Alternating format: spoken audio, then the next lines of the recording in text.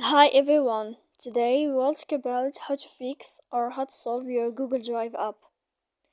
To know how to find a solution about Google Drive, you should just go to Settings. Here in this page we click Apps, Default Apps, App Settings. After that, in this list you will enter to the window of Google Drive.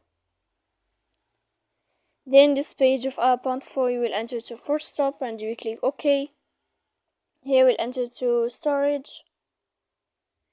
Then we click Clear Cache.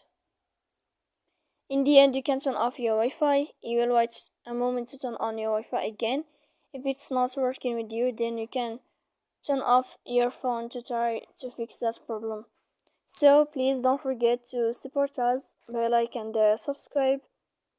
See you next time in another video, and thank you for your attention and your watching.